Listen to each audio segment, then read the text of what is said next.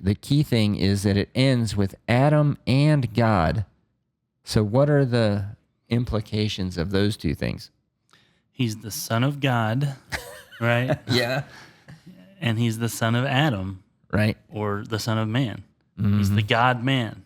Yeah. Yeah. And he's a person like you and me, right? Like we talked about. Like Caleb said, well, there weren't any other kind of people to pick to have him come from, right? They're just going to be common average people, right? And that's the ultimate point, I think, of the genealogies, right? I mean, we don't get a genealogy for every single person that's introduced. We don't get Peter and John and, everyone's genealogy, because they're trying to show us this is the Son of God and the Son of Man.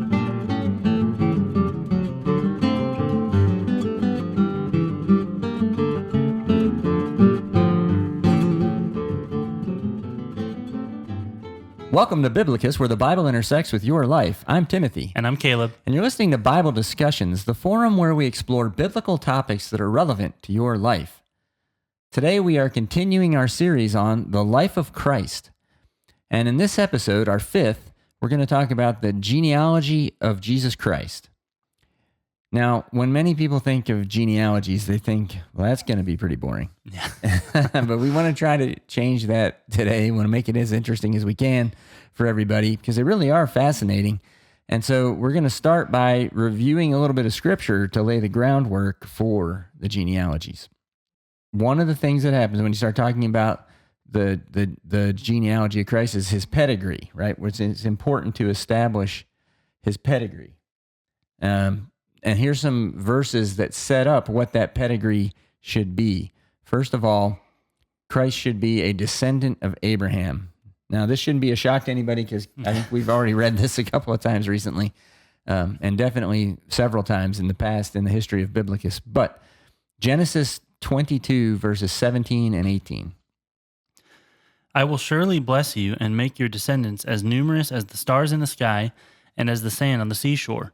Your descendants will take possession of the cities of their enemies, and through your offspring, or seed, all nations on earth will be blessed, because you have obeyed me. All right, so that's the first box that we're going to need to check. We're going to be looking for in the genealogy is he descended from Abraham? That's a prediction of the Messiah there. That's the offspring in question. Mm-hmm. Yeah. And now, so a second thing that we're going to look for is that the Messiah should come from the nation of Israel, right? And Israel was defined as all the descendants of Jacob, right? And that was his new name.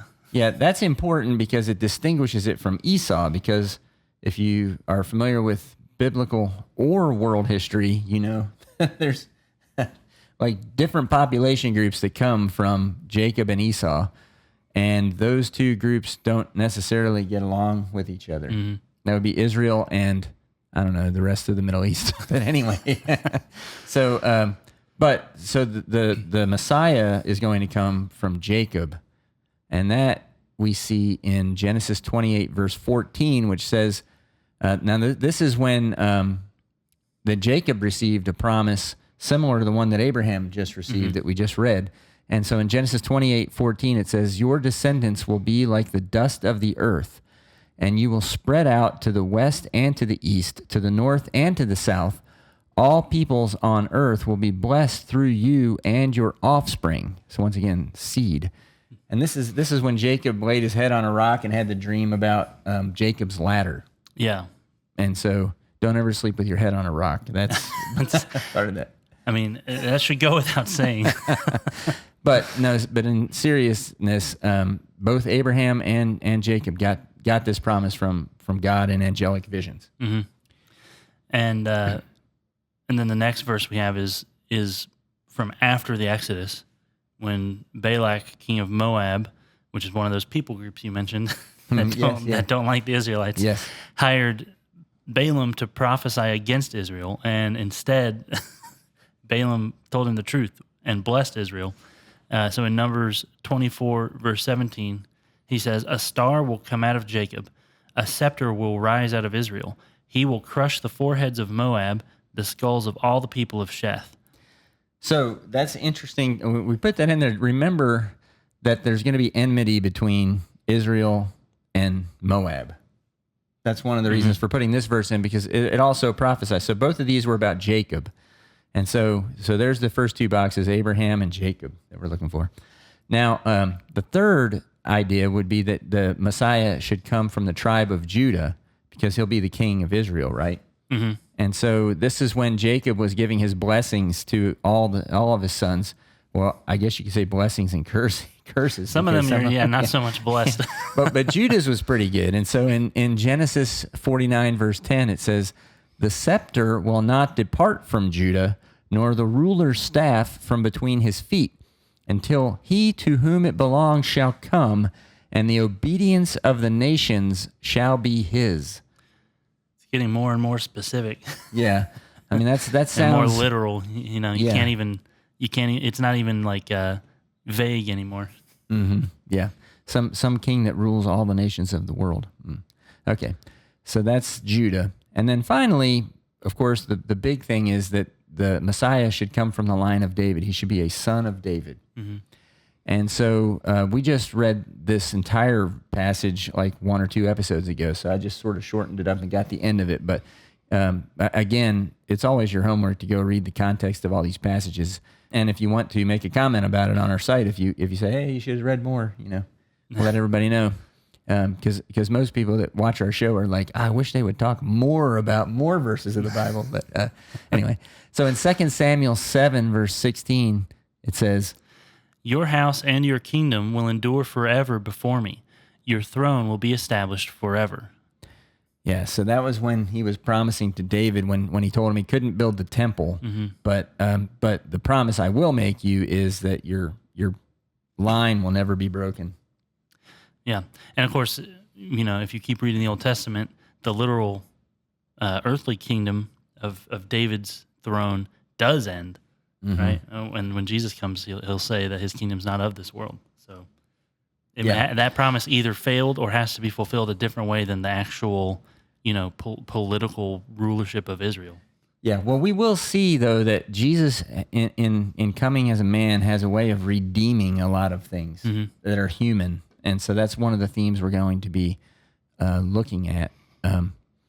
But Matthew, he's going to be concerned with all 4 of the things we just mentioned in his genealogy. And he's also concerned about other things. And this is a pretty short reading. We're going to split it up a little bit. So listen carefully. You're going to try to listen for those 4 things we mentioned: Abraham, Jacob, Judah, and David. And then find another theme or 2 that you might see in there, and we'll talk about some of that stuff. Okay, so in Matthew 1, verses 1 through 6, it says, "This is the genealogy of Jesus the Messiah, the son of David, the son of Abraham. Abraham was the father of Isaac." Okay, so there's the first checkbox, Abraham. Isaac, the father of Jacob. Second checkbox, Jacob, also known as Israel, right? Jacob, the father of Judah and his brothers. There's the third checkbox. Judah is where the line of kings comes from. Judah, the father of Perez and Zerah, whose mother was Tamar. Perez, the father of Hezron. Hezron, the father of Ram. Ram, the father of Amminadab. Amminadab, the father of Nahshon. Nahshon, the father of Salmon. Salmon, the father of Boaz, whose mother was Rahab. Boaz, the father of Obed, whose mother was Ruth. And Obed, the father of Jesse. And Jesse, the father of King David. There's the 4th checkbox. Yeah. And David was the father of Solomon, whose mother had been Uriah's wife.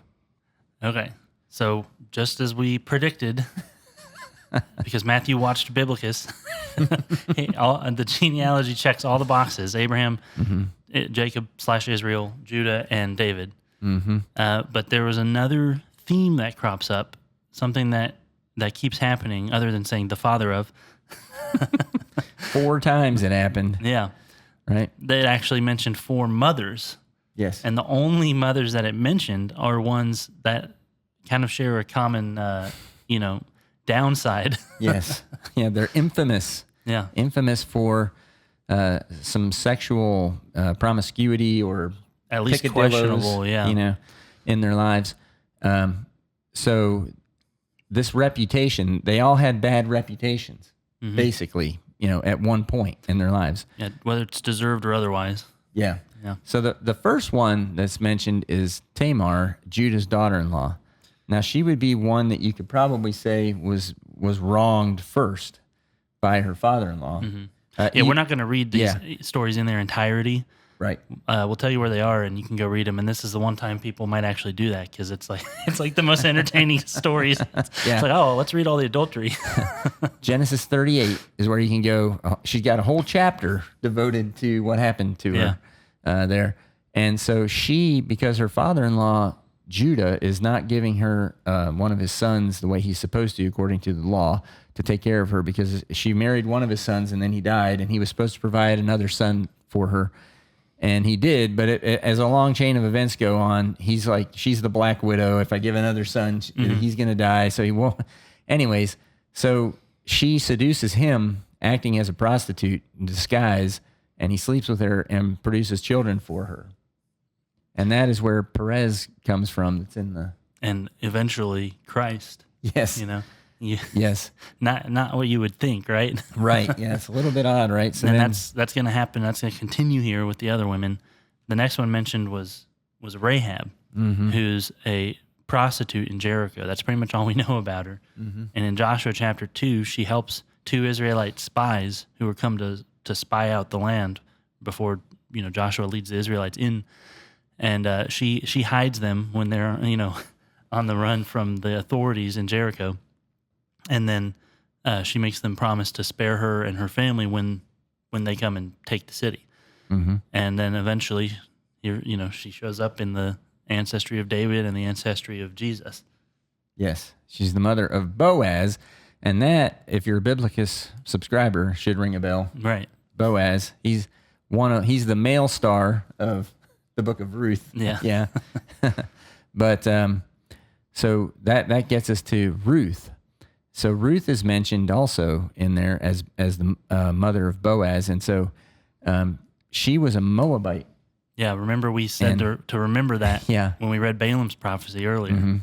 There's enmity between Israel and Moab, so that's one reason she would have a bad reputation to begin with. Yeah, I could have put other passages about Moabite women, but I didn't. But there's some other ones that they had some very bad sexual practices, much different than what God called his people to, that caused problems in the camp back in the days of Moses. Yeah. And then on top of that, if you read Ruth's story, or, go and watch our episode on it, it's heavily implied that she might have slept with Boaz in a field during harvest time, or at least kind of made it look like that might be what happened. Made herself available to him at any rate. Yeah. So again, in terms of reputation, even if they didn't do that, it kind of does look that way. So yeah, she went down to the threshing floor with all the men, stayed the night. They were sleeping in the field just so they could get up and get back to work. So, but her good story is that she's very faithful to her mother-in-law, saves her, brings her back into the line of Israel, and then eventually leads to the line of Christ. Yeah. And then the most, notorious of these, the one that a lot of people probably are familiar with without a reminder, is Bathsheba, which it doesn't mention by name even in Matthew's genealogy. It just says the wife of Uriah. And of course, that's a famous story, what happens with her and David. And that can be found in 2 Samuel 11. Yeah, this is a sad tale, but if you read it, you'll see that both David and Bathsheba seem to have some culpability for everything that happens there. Well, and for that matter, so does Judah with Tamar. And, Yeah. Well, the thing is though that, and again, you don't know what part she played in talking to David about all of this, but David ends up killing somebody to work out the whole thing, and then they end up getting married to one another. So it's a very odd story. And so you see where she would have a bad reputation. But she becomes the mother of Solomon in the end, and Solomon is mentioned in Matthew's genealogy. So on the one hand, you could look down this this list and say, oh, it's like a roll call of faith. There's Abraham and Jacob and, Yeah. Everybody in there, and Isaac. And just like, we always say, the God of, Abraham, Isaac, and Jacob. Mm-hmm. And then on the other hand, you've got like a prostitute, a Moabite woman, an adulteress. Got a father-in-law, daughter-in-law situation. Yeah. So it's a interesting mixture. And so why? Well, first of all, because there aren't other types of people to drive. It's not like God had his pick of all the perfect people in the world. That's right. That is exactly right, Caleb. And that's why we need a savior. Yeah. We need a savior. And when Christ comes, and he has to come as a man for various reasons, right? Which you can't get into just in the study of the genealogy, but we've been talking about in the Life of Christ series here. Mm-hmm. Christ has to come as a man. He has to join humanity with us. And because that's what he's redeeming. He's redeeming humanity. It's to answer the people who say, no, we should just end the human experiment because it's terrible. God's like, no, it's redeemable. I'm redeeming it. In fact, I'm going to become one in order to do it. Mm-hmm. Yeah. I think our study on Leviticus was about that, right? I think we delved into Hebrews a lot. Hebrews is like the best book to go to for if you want to get more into that, because we won't have time for it here. But and so there's another woman in the genealogy who I haven't gotten to yet. Yeah, who comes at the end, but also would have had a questionable reputation in her community, which is Jesus' mother, Mary. She's by all appearances kind of like with Ruth. It's at least implied, or looks that way just to an onlooker, that something suspicious is going on here. She's pregnant and she's not even married yet. So. Right. Yeah. So Matthew mentions her in verse 16. We'll get to that section later, but we wanted just to put her in because there's actually 5 women, right, who of questionable sexual background, right, to the onlooker, and there's no shame in the Gospels of putting them in the list, just because of what we said is Matthew's trying to show that Christ is going to redeem all humanity, not just the super special, squeaky clean, nice looking people that you see on who don't exist, by the way. Yeah, but real people that there's no other person you could have in the genealogy, because every one of the great people, we could have gone and got a story about them too, whether it's Abraham lying or whatever. Oh yeah, and with Sarah, right? Or for that matter, Abraham and Hagar. Yeah, we didn't even talk about that when we were talking about. That's where another, Ishmael. More peoples in the Middle East come from Ishmael. Yeah. There's stories about all of these people, and even if it's not recorded, I'm pretty sure they sinned. So Matthew's building this case, and that's why he includes all these women in his genealogy. Now, we're going to stick in Matthew's genealogy for now, and we'll talk about others in a minute. But Matthew 1, verses 7 through 11 continues, picking up where we left off. Matthew 1, verses 7 through 11. Solomon, the father of Rehoboam, Rehoboam, the father of Abijah, Abijah, the father of Asa, Asa, the father of Jehoshaphat, Jehoshaphat, the father of Jehoram, Jehoram, the father of Uzziah, Uzziah, the father of Jotham, Jotham, the father of Ahaz, Ahaz, the father of Hezekiah, Hezekiah, the father of Manasseh, Manasseh, the father of Amon, Amon, the father of Josiah, and Josiah, the father of Jeconiah and his brothers at the time of the exile to Babylon. So that last name, Jeconiah, is also in your Bibles as Jehoiachin. If you're looking at stories about, like in reading Jeremiah or looking at those stories in the books of the Kings and Chronicles. Now, he's the last king of Judah, right? Mm-hmm. Yeah. No. Zedekiah is. Jehoiachin is deported to Babylon. Oh, and then there's the puppet king. And then Zedekiah is put in his place. Doesn't really count. Yeah. But he is in the line of Christ, which is interesting, right? So these are all kings here, and that's an interesting. Matthew's following the kingly line. Like that's one explanation, which we said we'd talk about that later. But like Luke's genealogy doesn't match up. Matthew's following specifically, the primogeniture, the first son of the first son of the first son, all these kings. And Luke doesn't necessarily follow all of the same Yes. Yeah, but if you're familiar with the Old Testament kings, this is basically like uh, you should have whiplash from reading all those names because you're like, that one's good, that one's bad, that one's good, that one's bad. Yeah. Well, yeah, that's like reading the books themselves. Right. Yeah. It's like, But this was in like rapid fire. Yeah. Yeah, because these are some of the greatest kings ever. Like if you read their stories, Asa, Jehoshaphat, Hezekiah, Josiah, they do like really great things, at times, some of them. So they make mistakes too. Yeah, of course. But then some of the absolute worst human beings that have ever lived were kings of Judah too, like Rehoboam and Ahaz, Manasseh and Ammon. I think I was just back listening to one of our older videos, and it was restoration, or it was Born Again, the Born Again one that covers Second Chronicles, and we focused in on how Asa and Josiah had been reformers who totally changed, like coming up out of the water of baptism. They were like, before me was my dad, bad news. After me was new life and rebirth for the nation. Knocking down everything that was bad and restoring the worship of God the way it was supposed to be. And so like you're saying, the whiplash is crazy. But again, they both have to be in there because you're showing how Christ redeems humanity. Mm-hmm. Yeah, and it's that same kind of parallel line like we saw before. You said it's like a roll call of the faithful. Also, everybody's terrible. Yeah, it's you can't really separate those two. Actually, it's all stuck together with humanity. That's the problem. That's what Jesus is coming to solve. Yeah.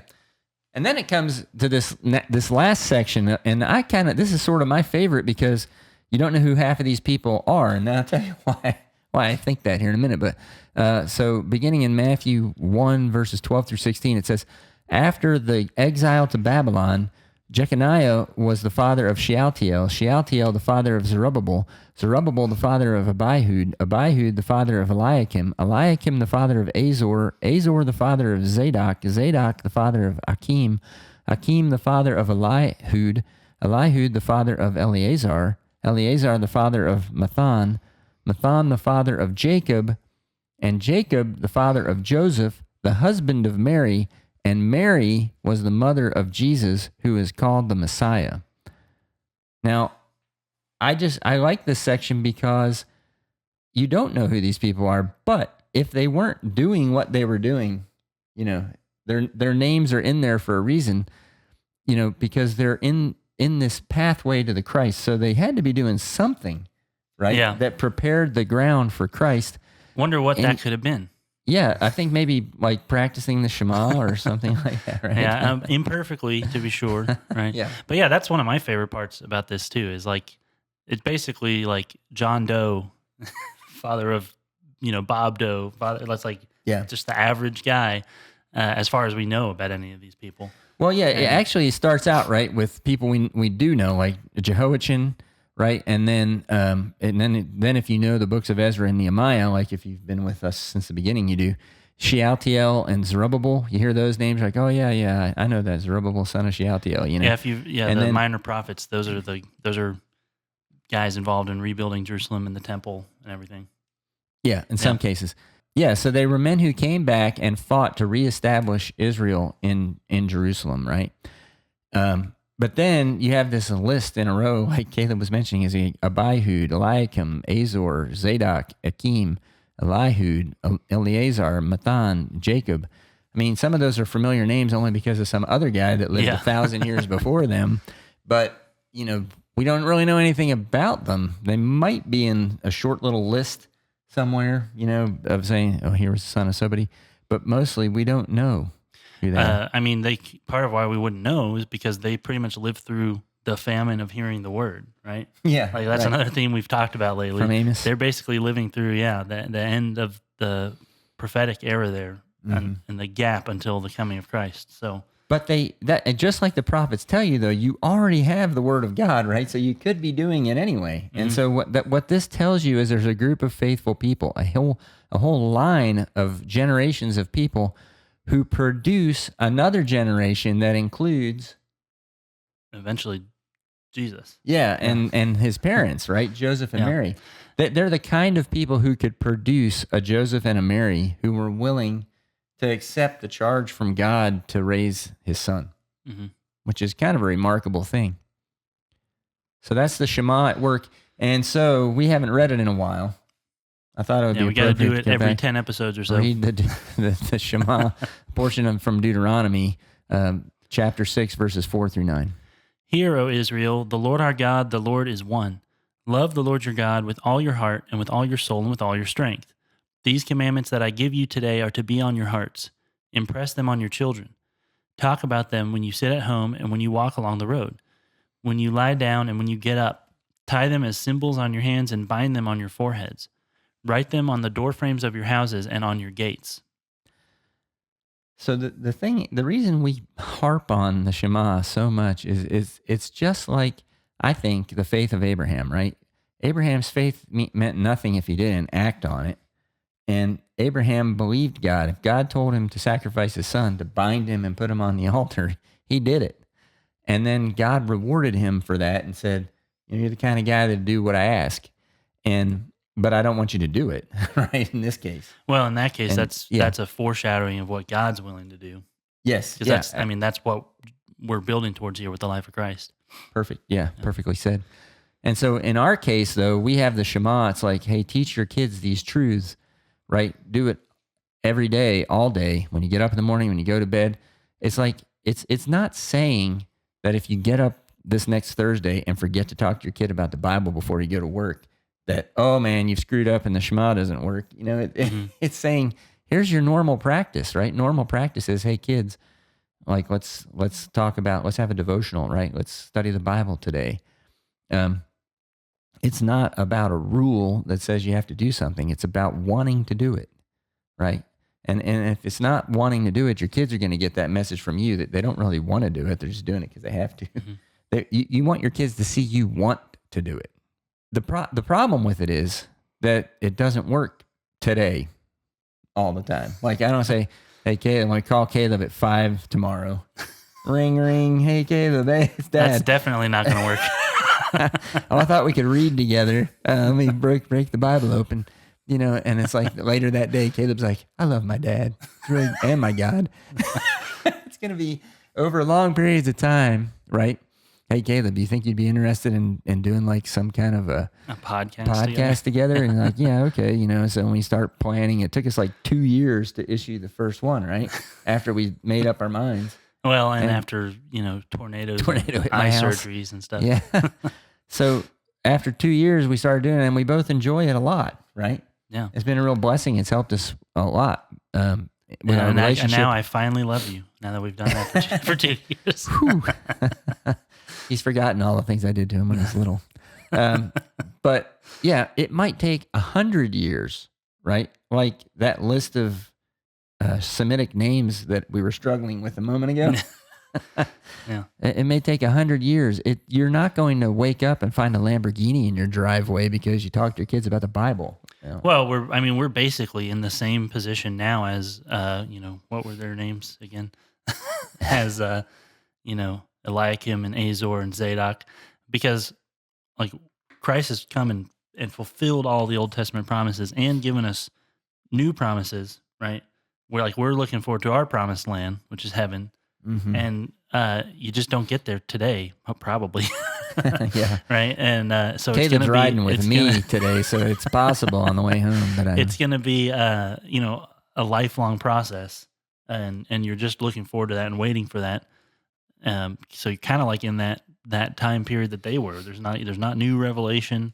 If you don't need new revelation, because God's word is always there, pointing you back to Him and to the promises and the law. But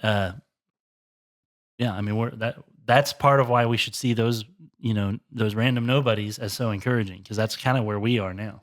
Yeah, because it's about believing in God and devoting yourself to God, devoting yourself to your children, right? It's about believing that actually makes a difference. And if I do it every day, it'll end up for the best in the long run. even if I can't see how that would work out, just like Abraham binding Isaac, like, I don't know. That's what he told me to do, but I don't see how it makes any sense because he told me he was the promise of my future, and now I'm going to have to kill him. And then, of course, he doesn't die, and he is the promise of the future. And that's how I think that's the point of the genealogies, right? When you look at them, is things work out over time. Yeah. I mean, if you're under Roman occupation, like somebody in the New Testament times, if you're fighting the Moabites, in the Old Testament times, whatever it might be, if you're faithful over time, it's like, well, why did the Moabites even exist? Well, I don't know. Look, one just showed up in the line of the Messiah, right? But you see them as, oh, the Moabites are the worst people in the world. They're killing my livestock and my family and my friends, and I hate them. But then 100 years later, 1,000 years later, you look at the line of the Messiah and there's a Moabite woman in it. It's like, oh, I'm glad there were Moabites now. Good thing they didn't give up back then, Yeah. So, all right. So, we had to get into the Shema there. Yeah. Right? That's our... Wouldn't be Biblocus. Yeah. That's our charter verse, our motto. Yeah, for Bible discussions. Yeah, with me and Caleb. And it just keeps coming up in story after story. That's true. And God likes it too. So, Matthew sees, just like we do, he sees connections between scriptures, Old Testament scriptures here and there. That's because he was subscribed to Biblocus, I think. It is probably. Yeah. He was the first early subscriber. So Matthew sees these connections and he points them out even in his genealogy. We'll read the last verse here. Matthew 1:17 says, "Thus there were 14 generations in all from Abraham to David, 14 from David to the exile to Babylon, and 14 from the exile to the Messiah." In addition to all the purposes we mentioned above, Matthew says, the reason I'm recording this genealogy the way I am is because I see patterns in the genealogy that can help you remember them. And one is, hey, there's these 3 big epics of 14 generations. And it's a memorization tool, right? It's like putting a song in verses, and the verses all have the same pattern. And Matthew's saying, hey, here's a cool thing. The genealogy is set up like this. It's in 3 groups of 14 to help you remember them. Yeah, and part of why we're bringing that up is again, because there are discrepancies between Matthew's and Luke's genealogies. Which we're about to get to. Yeah. And so it's easy for us to look with a 21st century perspective on how history is done, and it wasn't necessarily done the same way in the past. Right. They don't necessarily think about it as meticulously or even chronologically. You read like an old history or old biography, it might not even go in order, So. Right. I mean, we've had hundreds of years of newspaper and magazine articles, and textbooks and other things. And there's ways they are written, right? There's technical writing, there's journalism, there's historical writing, and they have schools for all of these things, right? You go get a PhD so you can write textbooks. You go get a journalism degree so you can write news articles. They have to fit a certain format, and you're not going to get a job if you don't know how to write it and ask the right questions and write it in the right order and give people the information in a certain format that they're expecting it in. And you can just wasn't standardized like that 2,000 years ago. Yeah. And when it came to history or historical things, you can even get a history degree now, right, Caleb? Like you could be allegedly, yeah. A historian. You can't get a good job out of it. You get stuck being the Biblocus historian. Well, I mean, it has its benefits. But I mean, I think you can get a college degree in history. And if you can't, like, where were you those 4 years? Don't worry about it. It's ancient history. Yeah. Matthew will tell you all about it. Well, anyway, Matthew's trying, he's trying to show these prophecies be fulfilled. That's kind of probably his most important objective here. He's also trying to do it in a memorable way. 3 lists of 14. 7, of course, is a very significant number, and 14 is 7 times 2. We talked about this like when we talked about Jesus telling Peter, forgive 77 times. It's like perfection twice. Well, so would 14, because it's 7 times 2. So there's probably a big significance to that number for first century Jew as well. And he's trying to do it in a memorable way because most people couldn't read either. They're going to have to memorize things orally. Yes. Yeah.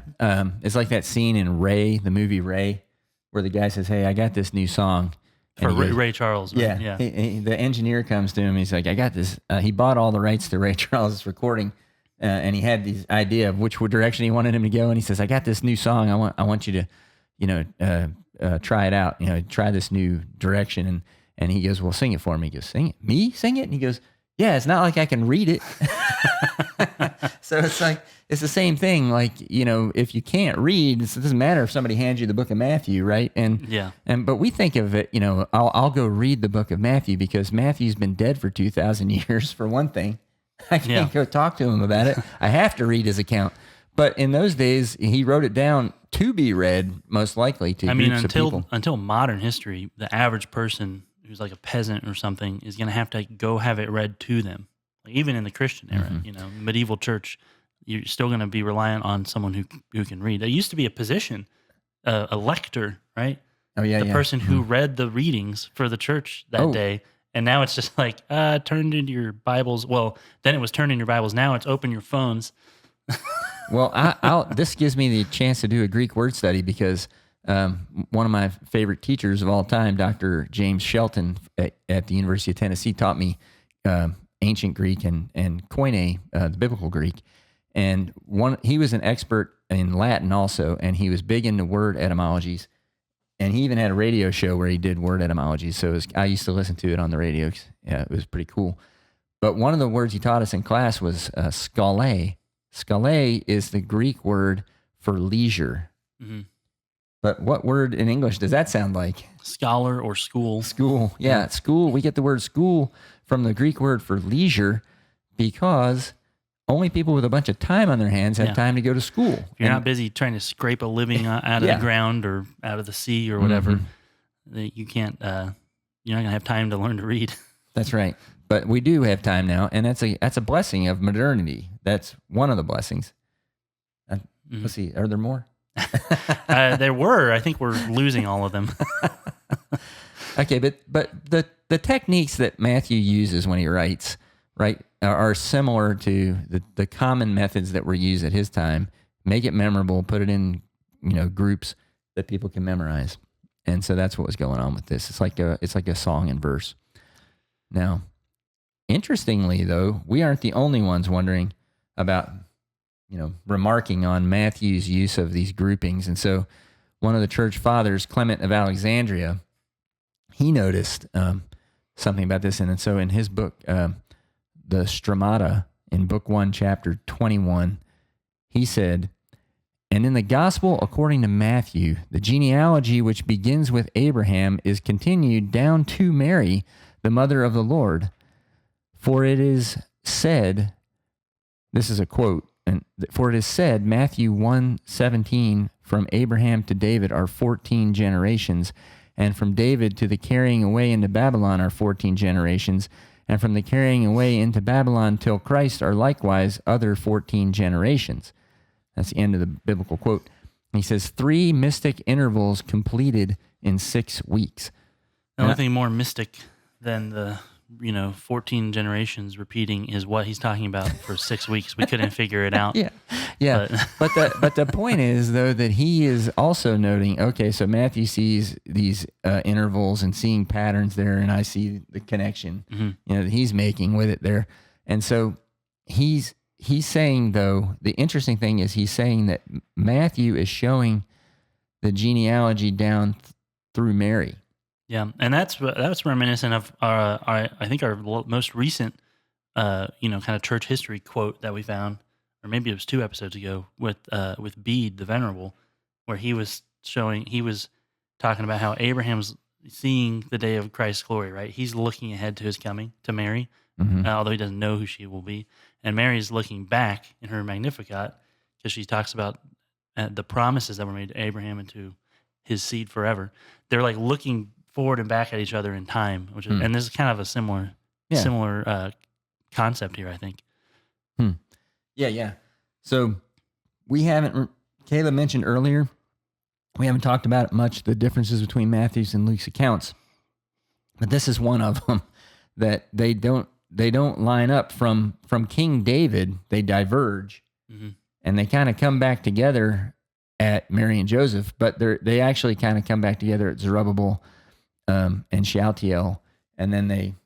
So I guess they kind of like. Well, and that's because you have multiple ancestors. Yeah. If you ever think about it, you have 2 parents, you have 4 grandparents, and you have But when you go through 14 generations, you have like thousands of ancestors. So that line could, wrap around and come back. Yeah. A million different ways. Yeah. So we're gonna not talk a whole lot about that, but some people have proposed that it was Luke's line that was down to Mary, and that Heli or Eli was her father, and this Jacob was the father of Joseph and Matthew's, and that was his paternal, side. Yeah, I think that's based on like the etymology of the name, right? Eli and the tradition. I think it might be related. Anyway, yeah. There's theories. Yeah. So so we know there's differences, but how do you think that we here at Biblocus, that would be me and Caleb, the corporation of Biblocus, how do you think that we reconcile the differences? We do it with the Shema, of course. Yeah. So the way I look at it is... It's like duct tape. It works on everything. The way I look at it is God has multiple ways of working things out through the generations, right? Because they're family trees, right? Not a family stick. Mm-hmm. They go all over the place, and he can follow the branches, use the branches of the tree at his will. And because he has so many faithful people, it's kind of like when Elijah finds himself in the cave and he's like, "Well, I'm the only one left." And God's like, "Yeah, no, you're not. Yeah. But get up and do what I want you to do anyway. You're not the only one, but I need you to go do this." But it's the same thing. Like all these faithful people, yeah. Is there a Manasseh and an Ammon somewhere in there? Oh yeah. Are we going to be able to get around them? Yeah.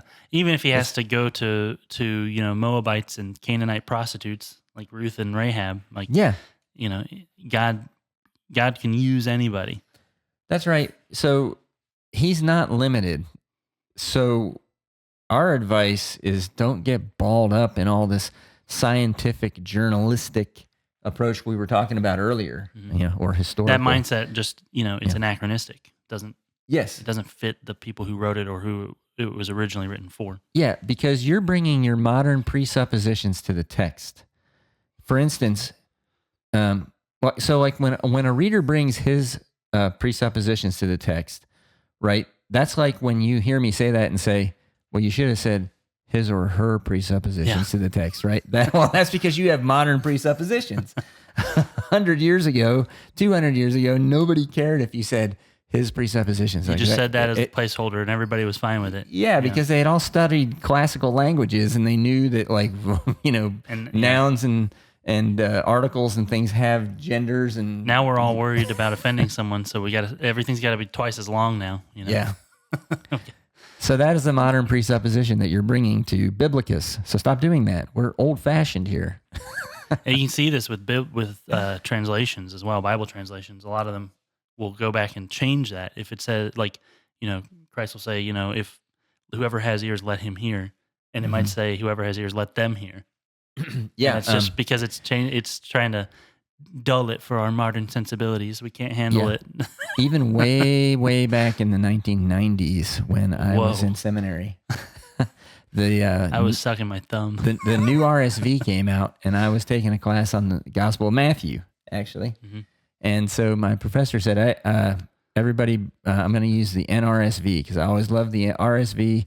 So bring your new Revised Standard Version, And so we all brought him in there, and we started through the class, and he was like, "This is crazy. They're changing they're changing all the pronouns and stuff." And so then he said he went home that night, and he came back, and he said, "Look, I jumped to Matthew 18, the famous passage where it talks about forgiving your brother, or if he doesn't listen to you, then take other people with you and all that stuff, and then try to win your brother back." Well, instead it changed it to if your fellow church member or something sins against you, and he's like, but there wasn't even a church yet. Like he was like, why are they using this? Like it couldn't possibly be what Jesus said, you know? So he was like, I don't know. Yeah. He said, let's not use it. So he in the middle of the class, he switched back to the RSV or the New American Standard or something. I don't remember what it was. Yeah. Anyway. So anyway, so the discrepancies between Luke and Matthew there are probably resolved by one, Matthew wanting to fit a pattern there that'll be memorable of 14, 14, 14, and then Luke following a different family line. And also Matthew's desire to show the kings. Yes, specifically, we don't see that after David, like you said, and then it comes back with, Shealtiel, after the exile. Yeah. And he's just not following the same, because obviously these people are having more than one kid, except for the kings who burn their kids in the fire, like Manasseh and Ammon. Plus, Luke and Matthew didn't have like the internet or something that connects everybody in the world together. So, like, if they knew certain people, they were like, "Oh, what do you know about the genealogy?" Somebody might know this path, another person knows this path, but either one, I mean, they are divergent, but they're also converging back to the same place. So it's not that big a deal to us. But now, we're not trying to dodge the issue. We just don't really see that there's a big issue. Like you got two different sources of information, and it's the best. And it all comes back to Christ. Yeah, it's the best they could put together. I mean, I could use an example from my own family. Like, you know, we have a Christmas train set that has Klingerman's trains. I always call it the Klingerman's trains because my name's Klingerman, but I have trains on there that come from my mom's side of the family too. And my mom's grandfather has the oldest train I know of in our family, which belongs to my uncle, and his name isn't even Klingerman. Okay, but it's from my great grandfather, and so he has told me I'm the only one in the family besides him that's into trains. He's going to make sure I get the train when he's done with it. So that's kind of cool. I'm not going to say no. I'm sorry, we're not really family. You know, I'm a Klingerman. You're not. Yeah. I mean, I'm going to be like, wow, thanks. That's the coolest thing. I'd love to have my great-grandfather's train, and I don't care his last name wasn't Klingerman, you know? And you're not going to be like, well, we can't put these on the set because they're not Klingerman trains. Yeah. So it's just, you know, that's not how people think. All roads lead to Rome, right? Yeah. That's just not how people think. So if you want to study that stuff, go out and find some good commentaries, you know, and read. What I always say is when there's like say, you know, like in the book of Revelation, for instance, when there's like 3 or 4 major schools of thought on how to interpret something, then, I mean, is it possible that any one of them's even right? Maybe it's supposed to be that way. I mean, so some things have double meaning on purpose. Yeah. All right. So, but we want to jump back to on a variant that's more interesting to us, which is the fact that Luke and Matthew's genealogies don't start at the same place. That's true. Or end, because one of them's backwards from the other. But like, you know, in time, Luke was actually a better biblical scholar or better Biblocus viewer, because he knew that the promises went past Abraham all the way back to the Garden of Eden. It's been one covenant the whole time. Yeah. With man. So he goes all the way back to Abraham and God. So let's again, the Matthew starts at Abraham and Luke is going the other way. So he ends at Abraham. So let's pick up in the middle. Yeah, that's the other thing is we didn't even say that, did we? That Luke counts backwards. Yeah. He starts with Jesus and Mary and Joseph, and then he goes backwards. Yeah. But doesn't mention Mary, actually. But yeah. Yeah. So Luke 1:34 through 38 says the son. So he's talking about Jesus. It says Jesus was, and then a whole bunch of people, and then the son of Abraham, the son of Terah, the son of Nahor, the son of Serug, the son of Reu, the son of Peleg, the son of Eber, the son of Shelah, the son of Canaan, the son of Arphaxad, the son of Shem, the son of Noah, the son of Lamech, the son of Methuselah, the son of Enoch, the son of Jared, the son of Mahalalel, the son of Canaan, the son of Enosh, the son of Seth, the son of Adam, the son of God. So that's why he was working backwards. He was saving the best for last. Yeah. So this is a really great list, right? And by necessity, right, it goes through faithful people like Noah. Well, that's the only person. How could it not go through Noah, right? Yeah. He's the only person found faithful, and everybody else was killed except for him and his family. So Noah is obviously in there. But notice that when it leaves Noah, or when it gets to Noah, it goes through Shem, right? Which, because Jesus is a Semite, right? That's what a Semitic person is, somebody descended through Shem.